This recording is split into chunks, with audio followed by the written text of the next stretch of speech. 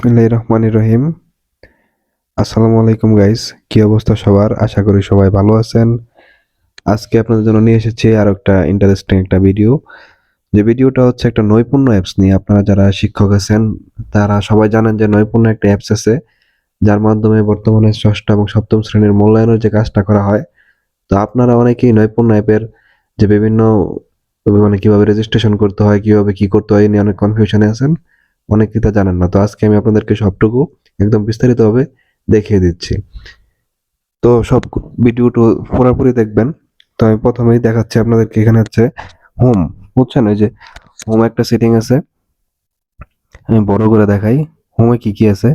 হোমে যাওয়ার মধ্যে দেখবেন প্রথম আছে প্রথম পাতা, এখানে আছে প্রধান শিক্ষক এবং বিষয়ভিত্তিক শিক্ষক, তারপর আছে রিপোর্ট, শিক্ষার্থীদের মূল্যায়ন, শিক্ষার্থীদের ট্রান্সক্রিপ্ট, শ্রেণীর প্রতিবেদন ও শিক্ষার্থীদের হাজিরা প্রতিবেদন, সবই এখানে আছে। তার উপর আছে শিক্ষার্থী, শিক্ষার্থীদের তালিকা এবং হাজিরা এবং শ্রেণী, ষষ্ঠ এবং সপ্তম শ্রেণী। এটুক আপাতত আছে হচ্ছে। এখন আপনারা কাজ করার পরে এটুকু আসবে, এখন এটা আসা নাই। ঠিক আছে? তো এখানে আছে আপনাদের ব্যবস্থাপনা। প্রথমে চলে যাবেন ব্যবস্থাপনাতে। আচ্ছা, এখানে ব্রাঞ্চ ব্যবস্থাপনা, আপনারা কোন ব্রাঞ্চে আছেন, যেমন আপনাদের স্কুলের নাম, আপনাদের আরো কোনো এক্সট্রা কোনো ব্রাঞ্চ আছে কিনা।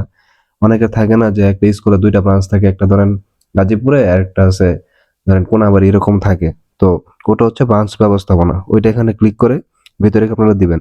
তারপর হলো শিফট ব্যবস্থাপনা। শিফট ব্যবস্থাপনা হলো এখানে যে শিফট ব্যবস্থাপনা হলো যে আপনার স্কুল কি সকালে নাকি রাত্রে। যদি সকাল হয় তাহলে দিবা, আর যদি রাত হয় তাহলে নাইট শিফটেরা দিয়ে দিবেন। এখানে শিফট ব্যবস্থাপনার মধ্যে ঢুকলেই এটা আসবে। তারপর হলো বাসন ব্যবস্থাপনা। বাসন ব্যবস্থাপনা হলো যে আপনার স্কুল কি মানে বাংলা ভাষণে চলে নাকি ইংলিশ ভাষণে চলে। যদি বাংলা হয় তাহলে বাংলা দিবেন, আর যদি ইংলিশ হয় তাহলে ইংলিশ হবে। আমি একটা দেখা দেবো, সবগুলো দেখাচ্ছি না। তারপর হলো সেকশন ব্যবস্থাপনা। সেকশন ব্যবস্থাপনাটা হলো যে আপনার সেকশন কয়টা, অনেক স্কুলে দুইটা তিনটা এরকম থাকে, যে স্টুডেন্ট বেশি, বা অনেক স্কুল আছে এ বি, যদি দুইটা সেকশন হয় তাহলে এ এবং বি দিয়ে দিবেন। ঠিক আছে? তো সেকশন ব্যবস্থাপনা সবচেয়ে ইম্পর্টেন্ট, আমি সেকশন ব্যবস্থাপনাটি আপনাদেরকে দেখাবো। তার আগে ওইটুক বলে নিই। তারপর হলো শিক্ষক ব্যবস্থাপনা। শিক্ষক ব্যবস্থাপনার মধ্যে হলো যে শিক্ষক, আপনার স্কুলে কতজন শিক্ষক আছে এগুলোর তথ্যগুলো এখানে দিবেন। তারপর হলো শিক্ষার্থী ব্যবস্থাপনা।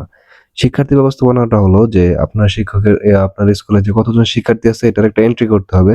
আমি শিক্ষার্থী ব্যবস্থাপনা এবং সেকশন ব্যবস্থাপনা দুইটি দেখাবো। তার আগে বিষয় শিক্ষক নির্বাচন।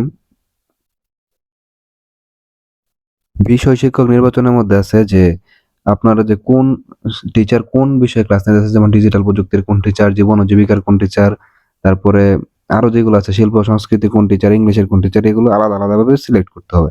তাহলে আমি সবগুলো আপনার দেখাচ্ছি না, আপনারা এখানে ক্লিক করলেই বুঝবেন। আমি শুধু সেকশন ব্যবস্থাপনাটা দেখাচ্ছি। আমি সেকশন ব্যবস্থাপনাতে ক্লিক করলাম। তার নেট একটু সমস্যা। তারপর সেকশন ব্যবস্থাপনা দেওয়ার পরে দেখবেন এখানে সেকশনের নাম আসবে, বি দিছি, তারপর সেকশনের সন ক্লাস, শিফট দিছি, পার্সন এবং ব্রাঞ্চ। হ্যাঁ, তো সেকশন কিভাবে যোগ করবেন, এই যে এখানে আপনার এই যে ব্রাঞ্চ নির্বাচন করবেন। ঠিক আছে? তারপরে ভাষণ দিবেন, তারপরে শিফট, শিফট কোন শিফট চলে, তারপর ক্লাস নির্বাচন করবেন, সেকশনের নাম এ না বি এটা দিবেন, তারপরে শিক্ষাবর্ষ 2023 দিবেন। এখানে কিছু লিখতে চাইলে লিখে দিবেন। এভাবে আপনারা সপ্তমের দুইটা এ এবং বি এবং ষষ্ঠের দুইটা এ এ এবং বি এভাবে করবেন, তাহলে সেকশনটা আসবে। আর যদি একটা একটা করেন তাহলে আপনাদের সেকশন আসবে না। মূলত সেকশনটাই সবচেয়ে বেশি সমস্যা করতেছে নৈপুণ্য অ্যাপের মধ্যে। তো আপনারা একটু ধৈর্য সহকারে কাজ করবেন, তাহলেই সেকশনটা আসবে। ঠিক আছে? তারপরে হলো যে শিক্ষার্থী ব্যবস্থাপনাটা দেখাচ্ছে, যে শিক্ষার্থী ব্যবস্থাপনাটা আপনারা কিভাবে করবেন, যে শিক্ষার্থী কিভাবে সিলেক্ট করবেন। এখানে শিক্ষার্থী ব্যবস্থাপনাতে ঢুকবেন।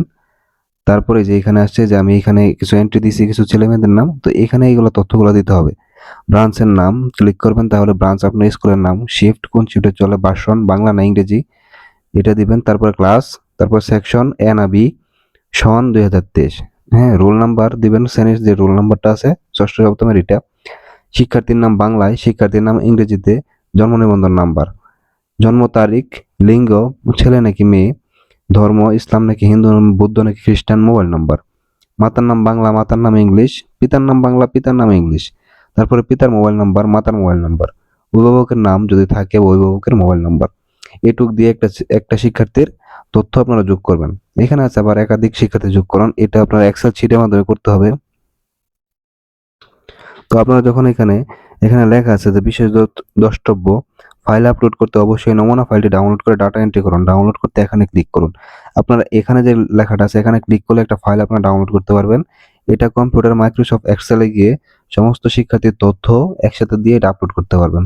যেহেতু নতুন একটা অ্যাপস, এটা হচ্ছে না, তাই আপনারা সবাই একটা করে দিবেন। যে এই যে এখানে আছে একজন ছাত্র যোগ করুন, এখানে একটা স্টুডেন্টের দিয়ে খালি তথ্য সংযোজন করুন। ঠিক আছে? এটা করলেই আপনার নৈপুণ্য অ্যাপে কাজ করতে পারবেন। তো আপাতত আপনারা এটা করেন, এবং এখানে যে হোমের যে কাজগুলো আছে, যে ট্রান্সক্রিপ্ট বিতরণ বা রিপোর্ট তৈরি করেন, এগুলো এখনো শুরু হয় নাই। এটা এখনো মানে নৈপুণ্য অ্যাপে তারা সার্ভারই শুরু করে নাই। এটা শুরু করলে হবে। তো আগে স্টুডেন্টগুলো এন্ট্রি করেন, তারপরে সবকিছু করা যাবে। তো ভিডিওটা ধৈর্য সহকারে দেখার জন্য ধন্যবাদ। আশা করি কোনো সমস্যা হলে আপনারা অবশ্যই ভিডিওতে কমেন্ট করবেন, আমি সমাধান করার চেষ্টা করব। ধন্যবাদ।